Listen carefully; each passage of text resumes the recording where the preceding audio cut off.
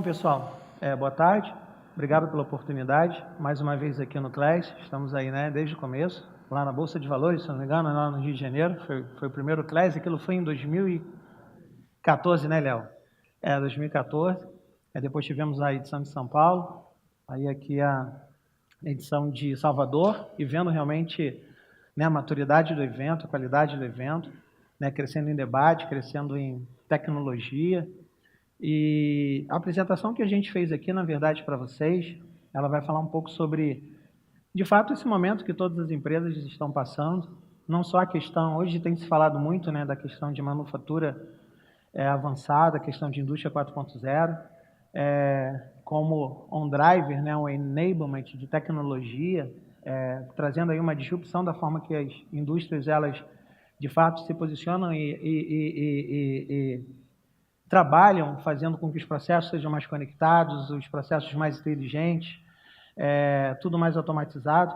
E a gente sabe que essa questão de indústria 4.0, a gente não vê só essa evolução trazida pela manufatura, né? A manufatura está drivando isso muito forte, mas se você olha para o segmento de energia, se você olha para o segmento de petróleo, de óleo e gás, o segmento petroquímico, transporte, tratamento de água, a gente vê que, na verdade, a gente tem um movimento contínuo de um outro cenário que a gente vai tratar aqui, que a gente fala de OT, né, Operation Technology, toda a parte de infraestrutura operacional, Modernization, né, como isso tudo realmente está mudando muito rápido, e com todas essas mudanças a gente tem novos desafios, são aqueles desafios de fazer com que os processos eles sejam processos sim inteligentes, mais conectados, porém também mais seguros. Então, em primeira mão, eu só queria anunciar um press release. Isso que é da página da Siemens, é bastante significativo para a gente. A Siemens ela passou a reconhecer a Palo Alto e, de fato, a recomendar a Palo Alto Networks como um fabricante que ela compreendeu, escolheu para, junto com a Siemens, trabalhar com a segurança das suas plantas, né, de manufatura no conceito de a indústria 4.0. Então, o press release da Siemens cita algumas coisas bem interessantes e que são pontos que a gente vai cobrir e que são pontos que vão nos ajudar a drivar o que a gente vai conversar aqui durante os próximos minutos, que é a questão realmente dessa mudança do paradigma de como as empresas hoje elas estão saindo do mundo de legado para estarem cada vez mais conectadas e os desafios que isso impõe para que essas empresas elas se preparem cada vez mais e, de fato, utilize as tecnologias adequadas para fazer toda a proteção, né, da infraestrutura crítica voltada para a área operacional. Bom, eu vou começar. Boa parte dessa apresentação que eu vou mostrar para vocês foi uma apresentação que a gente fez no nosso encontro de indústria em Vancouver no ano passado. A gente começou fazendo a seguinte pergunta para os profissionais. Então, a gente tinha profissionais de várias indústrias lá, de várias partes do mundo, onde as respostas para algumas perguntas eram bastante similares. Então, a primeira pergunta foi, os ambientes de escada, e quando a gente fala indústria ICS, a gente está fazendo o acrônimo de Industrial Control Systems, né? Você sabe que rede industrial não é necessariamente um padrão distribuído e geograficamente disperso, como é a questão de supervisão e aquisição de dados que é trazida pela escada. Mas, quando a gente pensa no ambiente industrial, o que vem à nossa cabeça? Esses ambientes hoje industriais, eles são menos seguros e mais vulneráveis do que eram anos atrás? Como que é essa percepção? Como vocês encaram isso? Na verdade, a resposta a essa pergunta a gente pode ter com uma linha do tempo que a gente traça desde 2010. Então, a gente começa a traçar essa linha do tempo de 2010 até 2017 e durante essa linha do tempo a gente observa várias campanhas que são campanhas de malware, de códigos maliciosos, de artefatos perigosos que chegam e estão sendo direcionados a impactar as infraestruturas operacionais, redes de automação de diferentes segmentos de mercado, de diferentes empresas. Nós tivemos aí o primeiro advento, que foi o Stuxnet, que foi a grande prova de conceito, né, de um artefato extremamente sofisticado que, de fato, impactou uma operação industrial, fazendo a explosão das centrífugas de enriquecimento de urânio do programa do Irã. E depois nós passamos por várias outras campanhas, né, como Flame, um malware extremamente sofisticado, que fazia até escuta através de VoIP, passamos aí por uma campanha do Black Energy, do famoso Black Energy, que foi um malware extremamente sofisticado, que de fato abriu os juntores e derrubou as linhas de transmissão, né, na Ucrânia, trazendo aí um blackout deixando 80 mil pessoas, entre pessoas e comércio, né, totalmente às escuras, um ataque causado por um malware, um software malicioso, um software extremamente sofisticado, sem nenhuma intervenção humana no processo. Tivemos aí, mais recentemente, a variante desse Black Energy introduzido como Crash Override, muito mais inteligente, e também começando a falar protocolos de automação, protocolos industriais. Bom, o segundo ponto que a gente traz como reflexão por que no passado a gente observava que o malware, a gente observava que não tinha muitas campanhas de malware, ou seja, as operações industriais elas não eram muito impactadas. Por que isso acontecia no passado? Na verdade, por uma resposta bem simples. Porque no passado, todo o processo industrial era controlado por uma comunicação serial. Então, se você tinha um chão de fábrica, você tinha um equipamento lá, uma PLC, que rodava Modbus, o engenheiro, o operador, ele chegava com aquele notebook debaixo do braço, ele ia lá, reprogramava, né, a PLC, com lógica ladder lá, fazendo toda a reprogramação do equipamento, através de uma comunicação serial. Mas a gente sabe que esse mundo hoje é cada vez mais, de fato, legado, está ficando cada vez mais no passado, onde os processos eles precisaram evoluir. E os processos evoluindo, o que aconteceu? Na verdade, a gente hoje tem os processos industriais cada vez mais geograficamente dispersos, espalhados, e com o advento da Ethernet do TCP/IP, que trouxe a questão do Modbus, não é mais serial, o Modbus agora é Ethernet, encapsulado em TCP/IP, DNP3 para a questão de telemetria, né, no segmento de energia, e diversos outros protocolos, centros de controle que não são mais centros de controle standalone, são os centros de controle que operam geograficamente distribuídos, o centro de controle principal, o centro de controle backup, subestações espalhadas, né, por todo lugar, quando a gente fala de empresas de energia, ou até mesmo aquelas empresas de siderurgia que possuem suas próprias subestações dentro das suas plantas industriais. E a gente tem aqui esse monte de dispositivos agora que estão chegando também, trazendo uma tremenda preocupação dentro das operações industriais, que são os dispositivos inteligentes, são os dispositivos Smart Devices, trazendo o conceito de IoT, né, que é a internet das coisas, para dentro do segmento industrial, onde a gente coloca mais um izinho ali na frente, que a gente chama Industrial Internet of Things, certo? Quando a gente, na verdade, trabalha com esses equipamentos para fazer com que eles deem suporte aos processos que sejam cada vez mais interconectados e inteligentes. Então, quando a gente tem toda essa questão acontecendo, naturalmente, estou com dificuldade de passar. Naturalmente, a gente começa a fazer esse desenho, né? A gente começa a falar da questão da modernização da tecnologia de automação, ou que a gente chama de OT Modernization. A gente tinha tradicionalmente uma rede corporativa conectada à internet. Você tinha lá já nessa primeira evolução, centro de controle, com uma conexão WAN, conectado com outros centros de controle, com um processo industrial através de um chão de fábrica, de uma manufatura, uma subestação, de repente de um segmento de energia, mas veio a indústria 4.0, né, que a Siemens é uma das principais, né, inovadoras e líderes de todo esse processo, trazendo mais necessidades da gente fazer aí toda a questão de integração entre IT e OT. Os postos de petróleo hoje digitais, a gente está passando por uma transformação completa no segmento industrial, como a gente já falou com a IoT, e a gente tem agora o X que está sendo introduzido na X-Factory, X-Transportation, X-Building, X-Grid. É uma inovação com a tecnologia, né, de operação, que está fazendo com que essas redes IP sejam unificadas, que a gente tenha muito mais conectividade externa, que a gente passe por um verdadeiro refresh tecnológico em relação aos dois universos, IT e OT, no momento que eles precisam conversar juntos.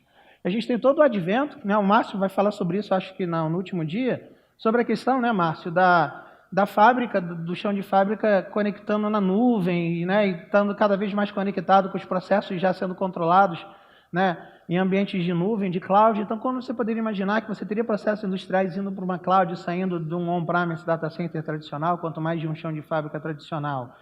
Bom, eu não sei se vocês viram esse slide eu acho interessantíssimo. Esse slide é um slide que veio do Fórum de Davos agora, do encontro dos grandes líderes mundiais e dos grandes, né, nações econômicas e tal, onde eles sempre, nesse encontro, eles saem com o dever de construir um quadrante, que é o quadrante do mapeamento de risco global. E pela primeira vez na história a gente teve, junto com questões relacionadas à crise hídrica, a problemas relacionados de mudanças climáticas, a problemas relacionados à fome, nós tivemos cyberataques no contexto de empresas e nações que precisam se proteger no quesito de serem alvo de ataques cibernéticos e de campanhas entre países, campanhas de espionagem, campanhas de sabotagem. Então veja que momento que a gente chegou, né? As grandes nações no mundo inteiro reconhecendo que cibersegurança é um problema crítico, tanto quanto problemas de crise hídrica e recursos naturais.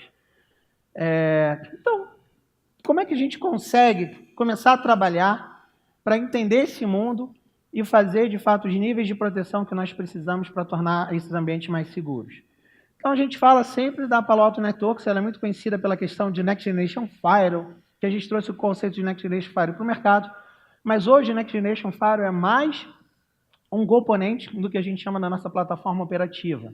Nossa plataforma operativa ela é composta por sensores, que são o nosso firewall de rede, a solução de endpoint, nossas soluções que rodam embarcadas em uma cloud pública, uma cloud privada, um ambiente de OT, uma área operativa, independente do workload que de fato a gente precise proteger, a gente vai contar sempre com a mesma tecnologia, com a mesma plataforma, para que a gente sempre faça uma proteção preventiva e proativa contra qualquer tipo de risco que ameace um ambiente de IT ou um ambiente de OT. Como parte dessa plataforma, quais são as nossas principais preocupações em relação aos benefícios que essa plataforma pode trazer quando a gente faz a aplicabilidade de todos os nossos conceitos para um ambiente operativo, para um ambiente de OT? Primeiro, é ter toda a visibilidade do que acontece do lado de OT. A gente não pode controlar o que a gente não enxerga. Então, é muito importante que a gente entenda os comportamentos, entenda o tráfego, entenda as ameaças que, de fato, estão passando dentro de um ambiente de OT, dentro de um ambiente operacional, para que a gente consiga fazer, de fato, todas as contramedidas e prevenir esses ambientes contra invasões, contra sabotagens ou contra a proliferação, por exemplo, de malware. Segundo ponto, é como fazer integração segura entre IT e OT. A gente vai falar um pouco disso mais para frente, que é o conceito da gente passar por uma segmentação adequada e eficiente, né, de um ambiente operacional. Terceiro ponto é parar o desconhecido e as ameaças desconhecidas. Eu acho que hoje esse é o principal pesadelo das empresas que têm sua infraestrutura em OT, né, em diferentes indústrias. Quando você já tem ameaças conhecidas que são difíceis de conter, mas a ameaça desconhecida, aquela que nenhum fabricante de segurança conhece, nenhum fornecedor de software conhece, de aplicação conhece, na verdade, é o grande pesadelo. Todas aquelas grandes quantidades de campanhas de malware que nós observamos ali naquele primeiro slide onde a gente montou aquela linha de tempo, são campanhas que foram feitas a partir de desconhecimento de vulnerabilidades que ninguém conhecia, o que a gente chama de ataques, né, de zero day, de dia zero, que ninguém sabe sobre a existência daquilo. Outro ponto, o quarto ponto, é a questão mais latente de regulamentações e conformidade com normas e regulamentações. A gente sabe que o Brasil ainda está passando, né, por todo esse debate de ter normas e regulamentações que comecem a governar esse setor, mas se você pegar empresas de energia ou várias outras empresas, elas estão, por exemplo, subordinadas a grupos estrangeiros e grupos, inclusive, de energia que respondem, por exemplo, ao NERC-CIP, né, que é já uma norma nos Estados Unidos, de fato, que já busca multar aquelas empresas que não estão em aderência com os controles de segurança e que não estão em aderência com os investimentos necessários para evitar aí fraudes e sabotagens, né, dentro do segmento de energia. E o outro ponto muito importante, a gente precisa, na verdade, ter controles que sejam controles escaláveis, que consiga escalar com os mesmos controles, a mesma interface de gerenciamento, os mesmos processos de configuração e de proteção, e que a gente traga uma solução unificada e para um executivo com um TCO reduzido, que no final das contas é isso que o cara quer buscar. Bom, começando a falar desse primeiro componente, que é o Next Generation Firewall, né, e esse é o grande, né, foi a primeira grande linha de destaque de conhecimento aí de projeção da Palo Alto Networks. O Next Generation Firewall, nós temos uma particularidade muito importante, que é o que a gente chama de mecanismo de processamento paralelo, né? Uma característica única e que nos credencia muito no momento em que a gente processa todo o tráfego, paralelizando esse processamento e fazendo com que a gente consiga se adequar a ambientes de automação, não inserindo delay, não inserindo overhead em ambientes que não podem, né, tolerar esse tipo de problema. E quando a gente coloca no topo desse processamento de paralelo, onde a gente observa sempre uma aplicação, um protocolo, independente da sua porta, que ela esteja de fato rodando, né? Somos uma tecnologia de Next Generation Firewall onde o conhecimento da aplicação é algo nativo, a gente não depende de nenhum controle, de nenhum processo, de nenhum software, de nenhum módulo adicional para estar fazendo isso. Nós temos 3 vertentes que são colocadas, que primeiro, o AppID. O AppID é o conhecimento das aplicações. Todos os protocolos, todas as aplicações, as subfunções dos protocolos, um DNP3 base, um DNP3 escrita, um DNP3 de leitura, um DNP3 Code Restart, um ARM Restart para você fazer reinicialização dos equipamentos de forma remota. Então, é a nossa capacidade de realmente entender um comportamento, um tráfego e todas as subfunções que derivam daquele determinado comportamento. User ID é a nossa forma de criar regras que são chamadas, né, na ISO 99 faz a menção de que são os conduits, né, que você cria, são as regras estabelecendo relação de confiança entre diferentes zonas, que são níveis, agrupamentos lógicos de interfaces físicas, né, de rede, onde a gente consegue criar essas regras especificando um usuário, especificando um grupo de um AD, especificando um usuário específico, um usuário operador, um grupo de usuários, pegando as informações de um banco de dados ou de uma controller Wi-Fi, para que a gente consiga criar as regras baseando-se em usuários. E também, quando a gente for olhar os logs de controle, de tráfego, de ameaças, a gente não observar apenas IP, origem e destino, mas entender qual é o usuário que de fato faz parte daquele determinado tráfego. E o terceiro ponto, que é o terceiro pilar, que é um pilar muito importante, que é o Content ID. Content ID é tudo de conteúdo, o nome já está dizendo, né, que está a dica do nome, que está passando pelo firewall. Tráfego, arquivos, links, páginas, qualquer tipo, na verdade, de objeto que passe pelo firewall, a gente consegue inspecionar e ter atributos e ter mecanismos dentro do nosso Threat Prevention para, de fato, estar atuando e entendendo se aquilo ali é alguma coisa legal ou se é alguma coisa perigosa. Falando sobre esse AppID, eu tive a pergunta no workshop que a gente fez aqui de manhã sobre quais são as aplicações industriais que nós reconhecemos como parte hoje do nosso protocolo, do nosso conhecimento nativo. Essas são as aplicações que nós reconhecemos, aplicações base e também subfunções dessas aplicações. Um ponto importante é que existe, isso a gente faz bastante, uma grande flexibilidade na nossa plataforma, que é para no momento que a gente estiver analisando o ambiente, e naquele ambiente a gente, de fato, desconhecer algum tipo de aplicação, a gente pode criar essa inteligência dessa aplicação e passar essa inteligência para o firewall, para que o firewall, de fato, consiga inspecionar e controlar aquele fluxo, aquele tráfego. Isso a gente faz através da captura de tráfego e analisando PCAPs, fazendo uma engenharia reversa para declarar a inteligência da aplicação, sem necessidade de análise de documentação da aplicação. A gente pode fazer isso. Isso também é um processo feito oficialmente com o time de produto da Palo Alto Networks nos Estados Unidos, onde a gente pode abrir uma requisição de um novo protocolo, de uma nova aplicação, que seja tornada e que vire uma aplicação aí oficial, que seja embarcada no firewall e disponibilizada para todos os clientes no mundo inteiro. Bem, quando a gente fala sobre serviços de segurança que circundam a tecnologia de firewall, primeiro a gente começa a falar pelo Threat Prevention. O que é o Threat Prevention? O Threat Prevention é toda a nossa tecnologia de PS, antivírus, anti-spyware, detecção de botnet, onde a gente, de fato, vai trabalhar, por exemplo, para fazer aquela proteção e proteger as máquinas que não tiverem, por exemplo, patches ou que não conseguirem ter aquela aplicação de patch da forma que a gente observa, por exemplo, no ambiente de tecnologia da informação. Além de todo o Threat Prevention, que é aquela camada que a gente trabalha para fazer a contenção das ameaças, digamos assim, conhecidas, nós temos uma série de comportamentos oriundos do nosso Threat Prevention que pode monitorar o comportamento base de uma operação industrial e dizer tudo aquilo que for algum tipo de anomalia. Então, se alguém, por exemplo, estiver operando, a gente tiver um sistema de supervisório, de fato abrindo uma conexão com uma PLC, monitorando ali o processo, e a gente observar que sempre tem leituras e leituras dos parâmetros da PLC, e aí, em alguns momentos estão havendo escritas estão havendo reprogramações. A gente pode, de fato, alertar esses eventos através do Threat Prevention, protocolos como Modbus, DNP3, entre outros, e também resetar esse tráfego no momento que a gente observar que isso está vindo de origens desconhecidas, para evitar questões de sabotagens ou de acessos não autorizados na reprogramação, né, de um processo industrial. O outro ponto, o Wildfire. Aqui a gente falou sobre ameaças conhecidas, o Wildfire é ameaças desconhecidas. É a nossa capacidade de olhar para alguma coisa e falar, poxa, isso é uma nova variante do Black Energy ou do Crash Override, que a gente está vendo. Nenhum fabricante de vírus conhece isso, nenhum fabricante de software de aplicação reconhece isso, nenhum fabricante, um vendor, né, de automação conhece isso.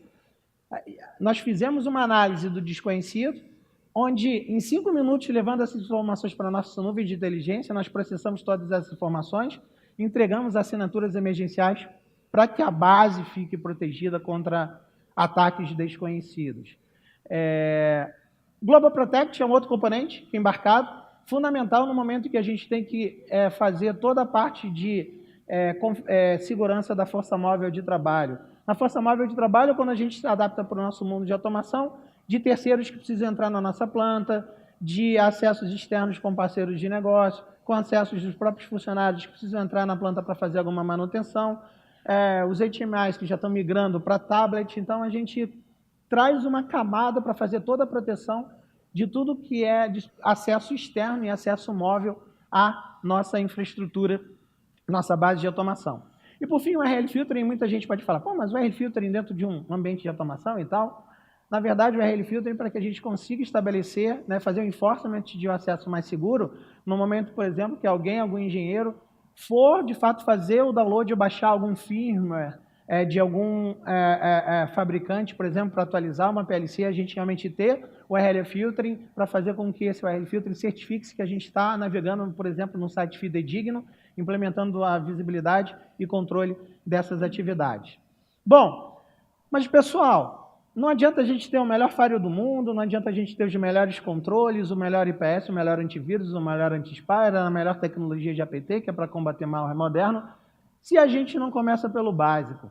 O que é o básico? A segmentação da rede. Segmentação do ambiente de automação, segmentação de uma planta, segmentação de uma indústria. A gente precisa, de fato, segmentar e definir os perímetros físicos e lógicos e tratar do relacionamento e da condição de como esses perímetros vão conversar no momento em que eles forem devidamente isolados. Então, a gente começa aqui, esse desenho é familiar para vocês, acredito, né, que ele já foi mostrado em várias apresentações. A gente tem um modelo do Purdue Model da ISA 95, que ele traz a divisão dos níveis em relação aos principais propósitos de operação, né, dos elementos que compõem aí uma rede de processos, né, de controle de processos. Quando a gente olha para o lado, para o desenho do Purdue Model, identificando todos os níveis, e a gente olha para o desenho de uma rede de controle, de processos de controle, a gente até identifica os elementos aqui. A gente está identificando, está vendo? Você está vendo aqui todos os elementos que, se a gente der um clique aqui, a gente vai batizar os elementos. Olha, o elemento aqui está no nível 1, o elemento está no nível 0, o elemento está no nível 3. Pessoal, tudo bem, a gente identificou os elementos. Mas olha o que acontece nessa bagunça. Se a gente fizer uma outra análise desse desenho, a gente vai observar que todos os elementos, tradicionalmente, eles estão ligados a, por exemplo, switches que não são gerenciados, eles estão ligados a switches que, na verdade, todos os dispositivos estão na VLAN 1, onde todo mundo se comunica com todo mundo, numa mesma subnet, sem segmentação, sem absolutamente nada que impeça que esses níveis, né, do Purdue Model se falem, se conversem. E aí, na verdade, grande parte das preocupações em relação aos controles de automação não são, tendem a ir para o lado de que, poxa, eu não vou atribuir, não vou segmentar uma segmentação, uma divisão física e lógica desse ambiente, muito em parte da questão da falta de segurança que as empresas têm em relação a uma demora, uma latência que pode ser introduzida pelos elementos de rede ou de segurança que, de fato, precisam tratar desse zoneamento e dessa condição de fazer a segmentação desses ambientes. Outro ponto, quando a gente precisa olhar sobre esses ambientes, a gente vê que quando os protocolos tradicionais, como o Modbus, né, por exemplo, você não tem nenhum tipo de autenticação na base do protocolo, você tem hoje projetos como o DNP3, na versão 3, que já trazem um mínimo de autenticação, mas ainda é tudo muito difícil a gente estabelecer as implementações baseando-se somente nas características dos protocolos, no momento que esses protocolos migraram de serial para a Ethernet, ou no momento que novos protocolos surgiram para dar vazão às comunicações, né, industriais, no momento que elas são roteadas via TCP/IP. Outra coisa que a gente não pode esquecer, quando a gente se propõe a fazer a segmentação de um ambiente desse, é que os sistemas que estão rodando aí são sistemas projetados e implementados há mais de 20 anos. A gente sabe realmente que a gente precisa ter os cuidados no momento que a gente for redistribuir e reorganizar esse ambiente. Então, para a gente começar a reorganizar esse ambiente, a gente olha para a rede de controle de processos e aí a gente coloca um elemento novo aqui no meio, que é o firewall. O firewall ele vai fazer essa segmentação implementando um conceito que a gente chama de conceito de Zero Trust. Eu não sei se vocês já ouviram falar nesse conceito, se esse conceito é familiar a vocês. O conceito de Zero Trust foi um conceito criado pelo Forrester Group, focado para TI, que ele diz o seguinte: todo mundo que tem, né, suas conexões com redes corporativas, conexões com a internet, se preocupam só em fazer a segurança e a inspeção do tráfego norte-sul, que eles chamam, do que entra e que sai da empresa pela internet e para a internet. É muito importante hoje, a grande parte dos ataques lá dentro do ambiente de TI, eles ocorrem no movimento lateral, dentro das empresas, e não no tráfego norte-sul. Só para vocês terem ideia, a gente tem uma métrica que para cada mega de tráfego norte-sul que uma empresa recebe, outros 20 megas horizontais laterais são criados e derivados desse 1 mega que de fato entrou pela internet. Então, o tráfego horizontal das empresas ele é muito maior do que de fato o tráfego norte-sul.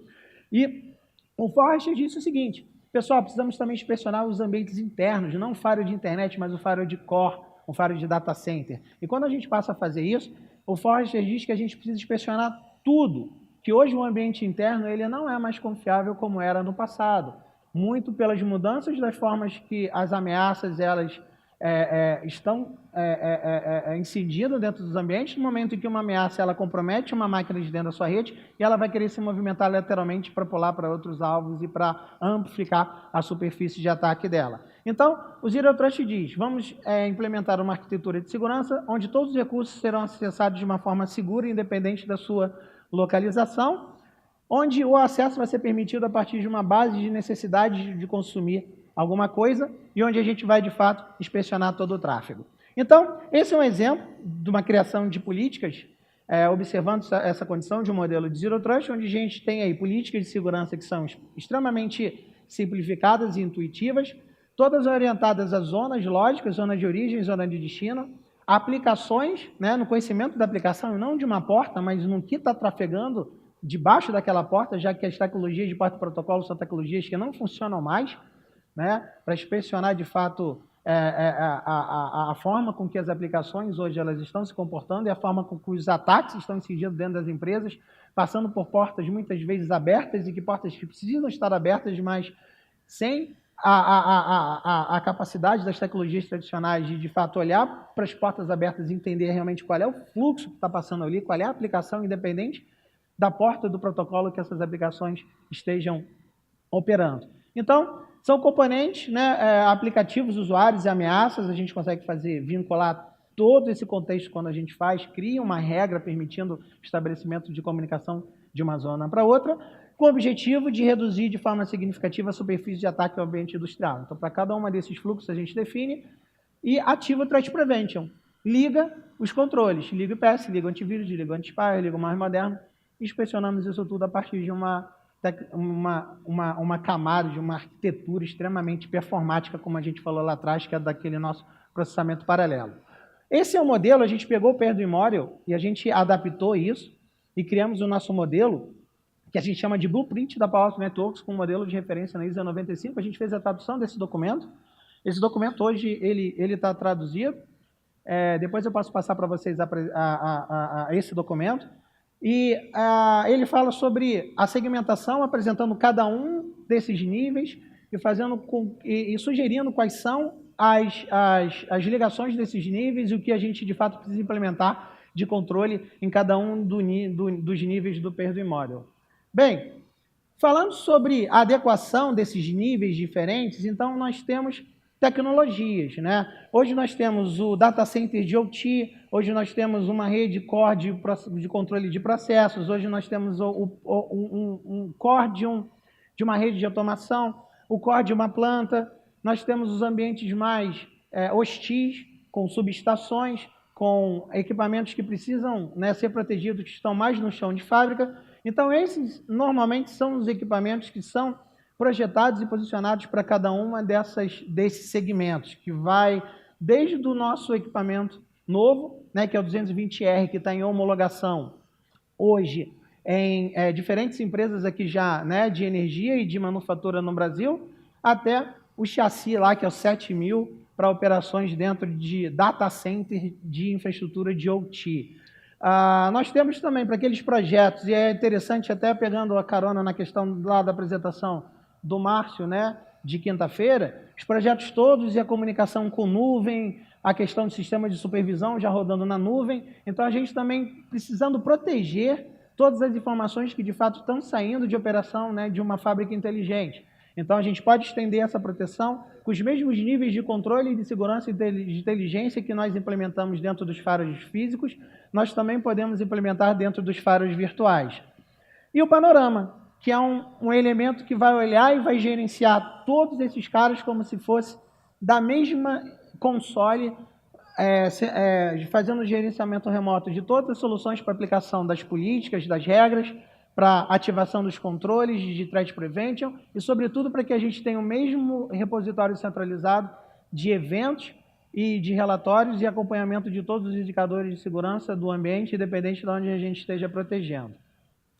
Agora o PA220R, que é a estrela da companhia esse ano, ele nasceu, esse firewall passou por uma homologação exaustiva no ano passado, nós enviamos 300 unidades para 300 empresas e indústrias ao redor do mundo, e nós tivemos vários feedbacks para adaptar e melhorar o equipamento até lançá-lo. Então, esse equipamento é o equipamento que está na nossa demonstração, equipamento que a TI Safe integrou também aí na planta inteligente, para mostrar, né, que é um equipamento que suporta aí até 70 graus de temperatura, equipamento que tem alimentação em fonte DC, fonte redundante, e ele está certificado realmente para poder rodar em ambientes industriais e para ter o nível de proteção onde, de fato, a gente não tiver uma climatização e não tiver condições normais de operação, onde a gente, de fato, requer, pelas condições mais ríspidas de operação desses ambientes, a gente requer um firewall que seja, de fato, um firewall mais robusto. É a mesma tecnologia que está embarcada, esse firewall tem 150 megas de throughput de threat prevention, com todos os controles de segurança habilitados, 500 megas de throughput de camadas de aplicação, realmente um equipamento muito bacana e que hoje ele pode ser colocado aí, até no desenho aqui, integração com cage, né, no chão de fábrica aí, de uma fábrica inteligente da Siemens, onde ele foi embarcado, se conectando aí nas fontes de alimentação DC, em PL6 aí da Siemens, onde a gente de fato está lá, no chão de fábrica mais próximo possível da produção. Me lembro também, citando, Márcio, estou citando pra caramba você, acho que é melhor você vir para cá trocar, né, de lugar comigo. Eu lembro que no último classe que a gente teve de São Paulo, você me fez uma pergunta muito interessante, cara. Você perguntou, Freire, a Palo Alto está fazendo alguma coisa para fazer um firewall mais próximo, né, da produção do chão de fábrica? Eu lembro dessa sua pergunta. Então, essa é a resposta, né, para que a gente consiga estender cada vez mais e cuidar e tratar de outros perímetros que não sejam os perímetros só de bordo, de conexões, enfim, intermediárias ali nos ambientes operativos, para que a gente realmente faça parte do ambiente mais produtivo. Bem, além da questão toda da prevenção, é muito importante que a gente entenda quais são os nossos ofensores. Quem estão nos atacando, quais são aqueles ofensores que, de fato, representam ameaças para o nosso ambiente. Então, quando a gente olha lá para os logs do firewall, para os logs do Threat Prevention, a gente tem um monte de coisa que ele está reportando. Eu bloqueei o malware X, eu bloqueei o vírus Y. Eu tenho vários contextos aqui que, individualmente, esses contextos não significam muita coisa, porque a gente está protegendo, então esse é o papel da Palo Alto. Mas se a gente começar a agrupar esses contextos, a gente observa que esses contextos e esses bloqueios agrupados, eles começam a fazer algum tipo de sentido.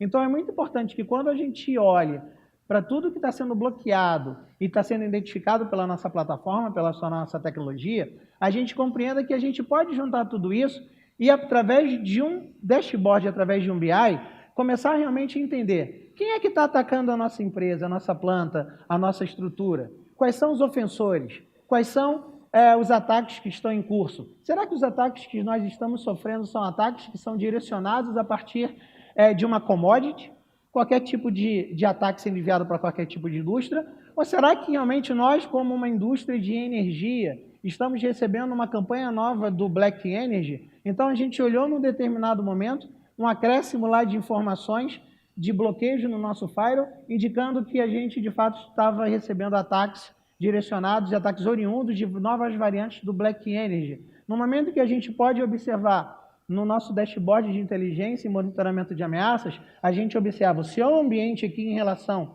a tudo que está acontecendo, e a gente pode mudar e ter visão de indústria para que a gente realmente entenda o que está acontecendo, por exemplo, na indústria de energia naquele determinado momento, para ver se a gente está num outbreak, por exemplo, que a gente chama global, de ataques, por exemplo, de malware, de incidentes de códigos maliciosos, focados em campanhas de energia. A gente consegue identificar quais são os autores dessas campanhas, quais são as características, as informações relacionadas ao comportamento, à família de um malware, e a gente consegue, inclusive, ter visibilidade não só da nossa empresa, não só do nosso mercado, mas também de todos os outros mercados ao redor do mundo. Naturalmente, das empresas que estão conectadas à infraestrutura da nuvem da Palo Alto. Pessoal, já para arrumar para o final da apresentação, eu tenho 10 minutos aqui, o relógio é uma pressão danada, né? Fica contando aqui regressivo, aí você fica olhando o relógio, você fica lembrando a quantidade de slides que você tem para passar, que é muito conteúdo que a gente tem que transferir para vocês. Mais em 10 minutos, eu acredito que haja tempo, eu quero falar sobre alguns estudos de caso. Porque eu acho legal, não é nada melhor do que a gente falar sobre o que a gente faz, o que a gente não faz, mas mostrar exemplos reais. Então, esses exemplos reais foram trazidos da nossa experiência de casos, onde nós tivemos um problema e utilizamos a tecnologia da Palo Alto Networks para fazer a contenção desse problema e remediação de um risco, para fazer com que isso, de fato, não voltasse a ocorrer. O primeiro estudo de caso que eu vou trazer para vocês é a proliferação de vírus através de terceiros de uma indústria de óleo e gás. O que aconteceu aqui? Existiam fornecedores externos de automação. Hoje ninguém quer entrar numa rede de automação se você precisa trocar uma válvula, né, no meio lá do gasoduto Brasil-Bolívia. Cadê o Nicolau? Nicolau, tá aí? Nicolau, diz aí. Você tem um cara de automação que hoje vai trocar a válvula do gasoduto Brasil-Bolívia lá no meio do mato. Esse cara vai trocar a válvula por uma válvula mecânica ou ele vai trocar essa válvula por uma válvula digital para que ele nunca mais precise ir para o meio do mato? Não é mais ou menos assim que acontece? Então, hoje, cada vez mais, a gente tem os vendors e as empresas, né, os fabricantes de automação, que querem entrar para fazer a manutenção dos equipamentos de forma remota, sem estar fisicamente, localmente, né, presente dentro de uma instalação industrial. Então, normalmente, isso tudo acontece através de acessos via VPN. E aqui, no nosso caso, existiu a necessidade da VPN ser estabelecida, onde os fornecedores eles começaram a proliferar vírus. Eles começaram a proliferar vírus e códigos maliciosos para a terminação de túnel dessa VPN. Imagina, você configurou a VPN, você colocou o Default Gateway, a sua Default Gateway acaba sendo o seu ponto de terminação da VPN. O que vai para o final do túnel de VPN? Tudo de bom, mas também tudo de ruim, vai ser roteado para aquele seu Default Gateway. Então, a consequência dessa empresa foi aplicações indesejáveis e maliciosas foram encontradas devido ao erro de roteamento de configuração de um túnel de VPN, fazendo com que diversas aplicações e protocolos e ameaças desconhecidas fossem trafegadas a partir desse canal. Então, houve várias aplicações fora do contexto de uma rede de automação que foram observadas, como Dropbox, BitTorrent, Skype, tudo que ele trabalhava, né, e usava no dia a dia na máquina dele. Atividades suspeitas, botnet, máquina comprometida. E houve, na verdade, esse foi o grande problema, o Worm Configure que proliferou na rede, trazendo latência. Não sei se vocês conhecem o Configure. O Configure é quando você olha para o ambiente de TI, ele vai lá se proliferar de uma máquina Windows para outra, só vai encher o saco dos administradores. Mas quando você olha para o ambiente de automação, essa replicação dessa proliferação a gente tem um grande problema que isso é um grande overhead, um acréscimo, né, de latência no ambiente, onde os sistemas de controles industriais não podem conviver e tolerar essa latência. Então, o que aconteceu foi a paralisação de um processo de controle industrial a partir da proliferação de um ORM como o Conficker. Então, o que a gente fez? A gente, naquele modelo de referência, que é no modelo do Purview Model, nós criamos uma zona, que é uma zona de acesso, uma zona lógica e uma zona física, onde todos os usuários eles chegam, de fato, ali no nível 4, que é o nível de interação de acessos externos, para que a gente consiga ter uma visibilidade completa das aplicações e das ameaças que esse usuário, de fato, ele está trazendo para dentro do nosso ambiente.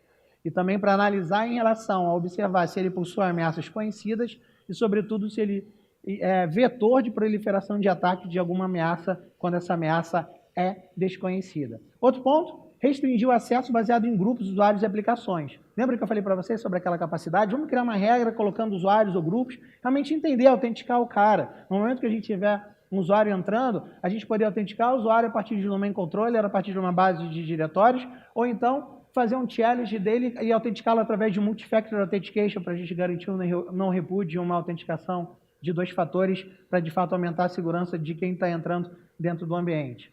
Bom, esse foi o primeiro exemplo. Segundo exemplo, empresa de energia. Essa empresa de energia, ela começou a sofrer ataques de parceiros uma vez que ela estava integrada numa grande rede MPLS com outras empresas de energia, onde observava-se a aquisição de dados em tempo real utilizando aí o IEC 60870.5.104. Esse protocolo tem uma particularidade porque ele não opera numa porta fixa. Esse protocolo ele opera numa porta dinâmica. Então, olha a complexidade de você ter que lidar com esse protocolo para fazer toda a telemetria e a questão de supervisão, né, do sistema de supervisórios com as remotas, né, por exemplo, com as suas PL6 e ou RTUs e ADs, e você precisar configurar no seu firewall tradicional uma regra abrindo todas as portas, uma regra NN, porque você não pode fechar portas, porque você não sabe quais são as portas que ele vai alocar no momento de uma nova comunicação. Grande desafio, né, de tratamento de uma arquitetura de legado quando a gente tem um firewall orientado só a porta e protocolo. Então, eles possuíam uma tecnologia orientada só a porta e protocolo, e eles sofreram vários ataques de força bruta, ataques externos entrando, na verdade, no ambiente, e também sofreram com proliferação de vários códigos maliciosos e de worms como Conficker, Ninda e Blaster. O que a gente fez, de fato, para melhorar esse cenário foi que essa rede MPLS que estava chegando a partir, né, da infraestrutura corporativa, da rede corporativa, a gente também criou uma zona lógica, uma zona física para tratar todos esses acessos, isolando esse acesso e fazendo com que nós observássemos não o porta-protocolo, mas sim o comportamento do protocolo IEC 104 e como realmente ele trabalha, permitindo somente o protocolo independente da porta que, de fato, que ele alocasse naquele momento.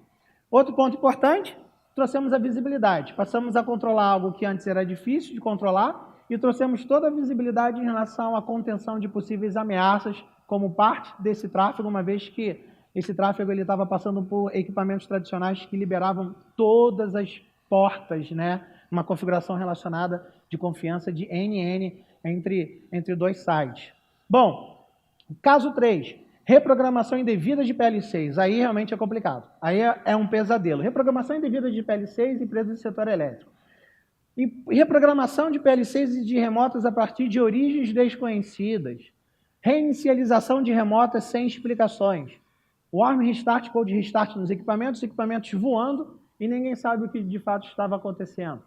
Comandos de DNP3 sendo dados e subfunções de DNP3 Operate, escrita, leitura, vindo de zonas desconhecidas. Então, houve um grande incidente reportado, que são as 2 grandes preocupações de um ambiente de automação. Primeiro, perda da visibilidade.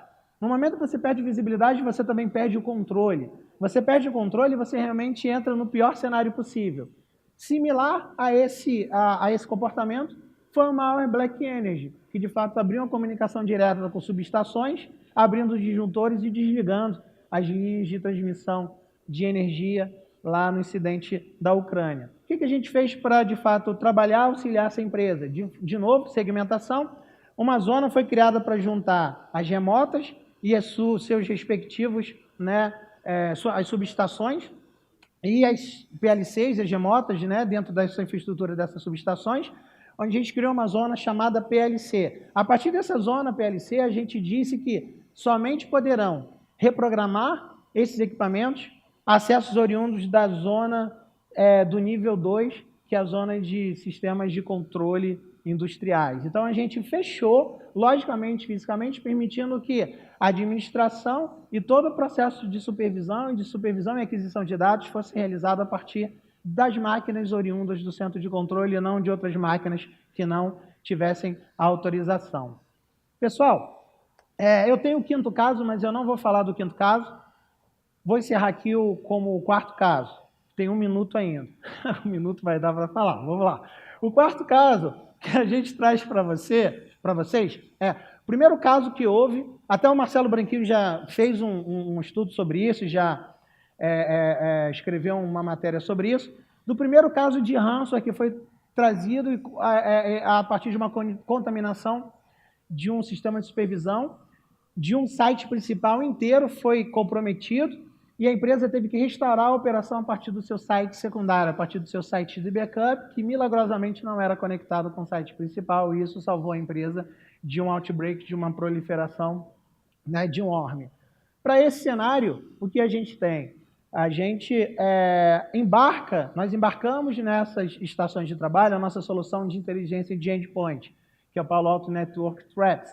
É uma solução que ela tem 1% de CPU e 50 MB de memória, sem uso de assinatura, sem uso de scanning, onde a gente implementa proteção para fazer a implementação de segurança contra exploit e contra incidência de malware moderno, muitas vezes naquelas máquinas que não podem receber patches e que são máquinas, por exemplo, de Windows 95. Agora a gente já tem, por exemplo, suporte do Traps também para estações de trabalho e servidores de Linux. São aquelas máquinas de legado que muitas vezes não podem receber atualizações e a gente precisa, de fato, tomar conta desse ambiente. Bom, pulando aqui, que o meu tempo já estourou, do caso 5 não vou falar, depois, a gente pode falar lá no stand, porque meu tempo acabou. Só queria deixar uma menção aqui, que a gente, de fato, procura fazer o que está dentro da nossa área de atuação e fazer bem. Tudo aquilo que a gente precisa, de fato, de maior atenção e de outras integrações, a gente tem um grande ecossistema de parceiros onde a gente se propõe a proteger a informação e o workload, independente de onde essa informação esteja rodando. Esses são nossos principais parceiros. E além dos nossos principais parceiros, nós temos um ecossistema de parceiros expansivos. Se vocês olharem ali na direita, nós temos os parceiros de automação. A Siemens, que entrou agora, você encontra, por exemplo, a Nozomi Networks, na medida em que a Nozomi monitora os processos, né, baseline de comportamento industrial, e aquilo tudo que ela identifica como pontos de exceção, pontos que precisam, de fato, de uma remediação, ela pode, por exemplo, disparar, através de uma integração via XML API, disparar regras, né, para o nosso firewall, fazendo a criação de políticas automatizadas sem a necessidade de uma intervenção humana para estar fazendo uma possível remediação a algo que tenha saído de um baseline comportamental na solução de inteligência da Nozomi. E assim a gente se integra a diversos outros fabricantes que coexistem com a nossa solução no momento que a gente está ali em linha fazendo enforcement do tráfego. Último slide. Vou passar aqui também o sumário. Só quero falar para vocês o seguinte. A gente tem um site que fala sobre toda a história que eu contei para vocês de uma forma executiva, que é o OT Modernization Website. Depois a gente vai colocar a apresentação aqui disponível, né, no site do evento, né, para vocês baixarem. Nós encorajamos muito que todas as empresas e as indústrias testem a tecnologia da Palo Alto em suas plantas. E nós temos um que nós chamamos de ICS Workshop, Hands-on Workshop.